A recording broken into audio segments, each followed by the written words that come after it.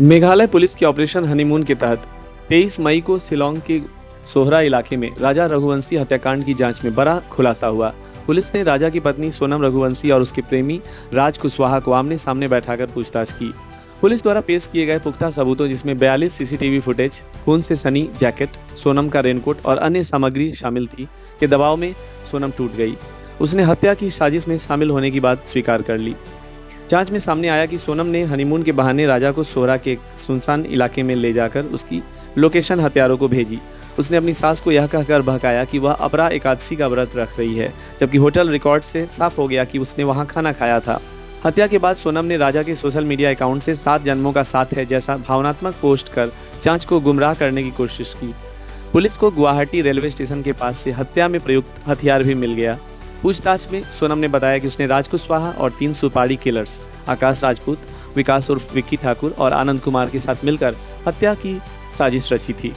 उसका मकसद राजा को रास्ते से हटाकर राज कुशवाहा के साथ नई जिंदगी शुरू करना था। सोनम ने 9 जून को उत्तर प्रदेश के गाजीपुर में आत्मसमर्पण कर दिया। के बाद पुलिस ने सोनम, राज कुशवाहा और तीनों हत्यारों को गिरफ्तार कर लिया। राजा के भाई सचिन और पिता अशोक रघुवंशी ने सोनम के लिए फांसी की सजा और उसके परिवार के सामाजिक बहिष्कार की मांग की है। सोनम के भाई गोविंद ने भी हत्यारों के लिए फांसी की मांग की, हालांकि उसने दावा किया कि उसे इस साजिश की कोई जानकारी नहीं थी।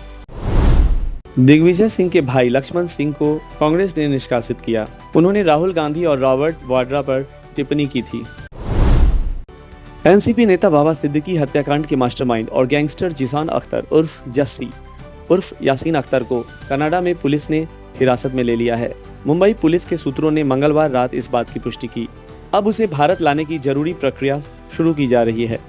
जिसान अख्तर पर बाबा सिद्दीकी की हत्या की साजिश रचने का आरोप है, जो पिछले साल 12 अक्टूबर 2024 को मुंबई के बांद्रा में हुई थी। इस वारदात के बाद से जिसान फरार था। उसकी लंबे समय से पुलिस तलाश कर रही थी।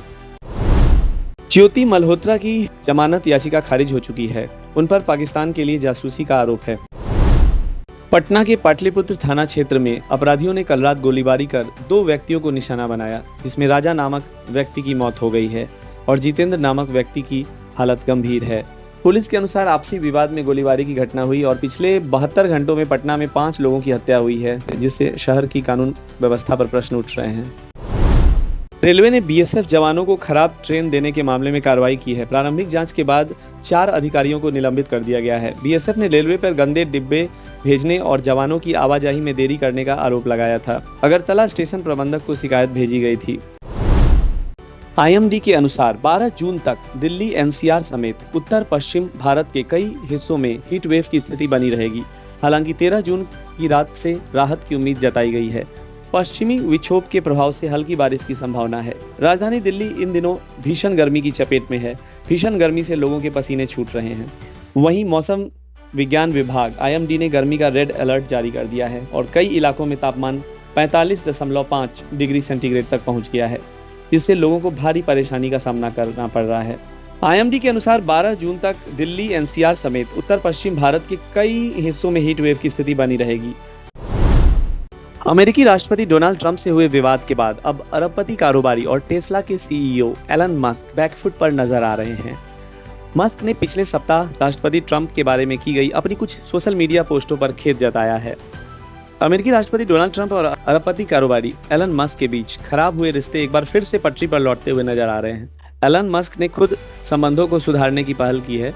ट्रंप से बहस के बाद अब मस्क को इस बात का पछतावा हो रहा है। उन्होंने सोशल मीडिया पर अपने कहे गए शब्दों पर दुख जताते हुए कहा है कि ट्रंप पर लिखते समय उन्होंने सीमाएं लांघ दी, जिनका उन्हें दुख है।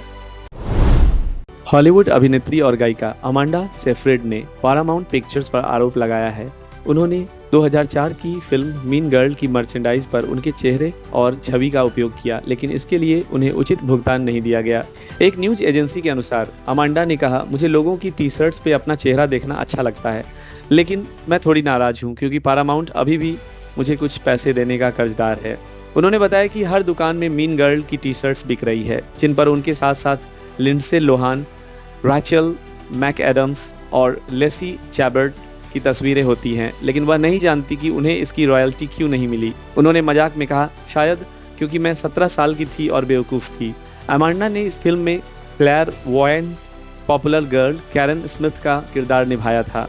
यह फिल्म बाद में ब्रॉडवे म्यूजिकल और 2024 में एक म्यूजिकल मूवी में भी बदली गई। उन्होंने कहा, मीन गर्ल्स कई मायनों में एक परफेक्ट फिल्म थी और लोग आज भी इससे जुड़ाव महसूस करते हैं। यह फिल्म हमारे बीच एक कनेक्शन बनाती है और हमेशा बनाए रखेगी। अमांडा सेफ्रिड ने कई प्रमुख फिल्मों में अभिनय किया है, जैसे Mamma Mia, Les Miserables, In Time, The Dropout के लिए उन्होंने गोल्डन ग्लोब और एमी अवार्ड्स भी जीता। उड़ीसा की पुरी धाम में रथ यात्रा की तैयारियां पूरे जोर शोर से चल रही हैं। पंचांग के अनुसार हर वर्ष भगवान जगन्नाथ की रथ यात्रा आषाढ़ मास की शुक्ल पक्ष की द्वादशी तिथि को निकलती है। इस दिन भगवान जगन्नाथ, उनके भाई बलभद्र और बहन सुभद्रा जी रथ पर सवार होकर श्री मंदिर से गुडिंचा मंदिर तक यात्रा करते हैं। इस दौरान लाखों भक्त रथ खींचने और भगवान के दर्शन करने के लिए उमड़ पड़ते हैं। रथ यात्रा की तैयारी कुछ खास तिथियों पर की जाती है, जैसे रथ निर्माण के लिए लकड़ी की कटाई वसंत पंचमी के शुभ दिन से शुरू होती है। मकर संक्रांति के दिन रथ निर्माण की विधि शुरू होती है। फिर रथ यात्रा के ठीक 15 दिन पहले ये पूर्णिमा पर भगवान बीमार पड़ जाते हैं। दरअसल पूरे जगत के नाथ भगवान जगन्नाथ का 11 जून यानी आज उषा उत्सव है और आज ही उनकी स्नान यात्रा भी है। इसी स्नान यात्रा के बाद भगवान जगन्नाथ जी 15 दिनों के लिए बीमार पड़ जाते हैं और वो किसी भी भक्त को इस दौरान दर्शन नहीं देते हैं। हर साल पूर्णिमा को भगवान की स्नान यात्रा होती है, जिन्हें स्नान उत्सव या स्नान पूर्णिमा भी कहते हैं। इस दौरान भगवान बलभद्र, जगन्नाथ जी, सुभद्रा जी मंदिर परिसर से बाहर जाते हैं और भक्तों को दर्शन देते हैं।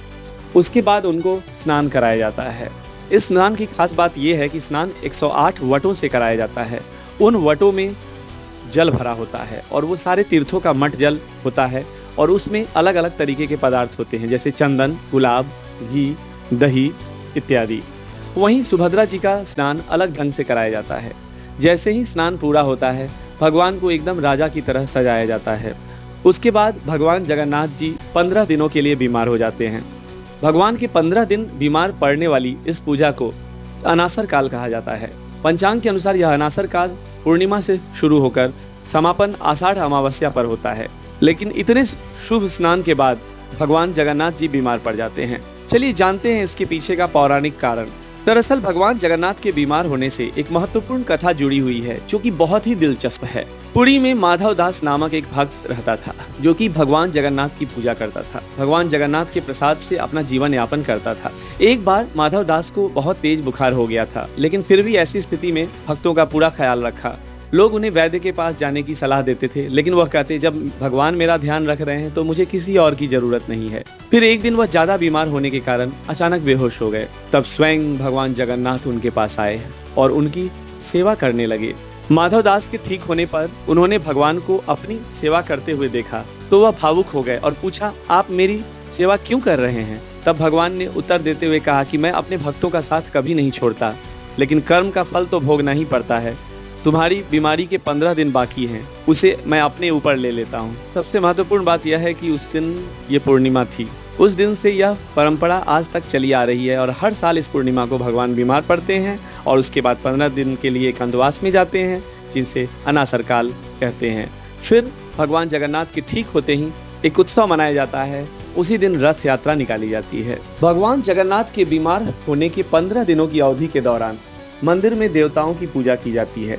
इसमें भगवान जगन्नाथ को विष्णु, बलभद्र को शिव और सुभद्रा जी को आदि शक्ति के रूप में दर्शाया जाता है।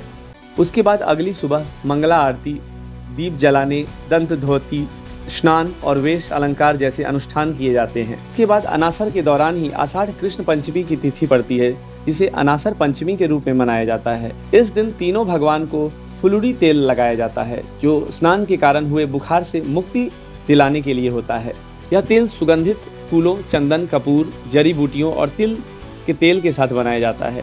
इस खास तेल को बनाने की तैयारी रथ यात्रा के 5वें दिन हेरा पंचमी के दिन शुरू होती है और इसे जमीन के नीचे सुरक्षित रखा जाता है। अनासर पंचमी के बाद भगवान के ठीक होने पर नव यौवना दर्शन होते हैं कि अगले दिन वह रथ यात्रा के लिए तैयार होते हैं।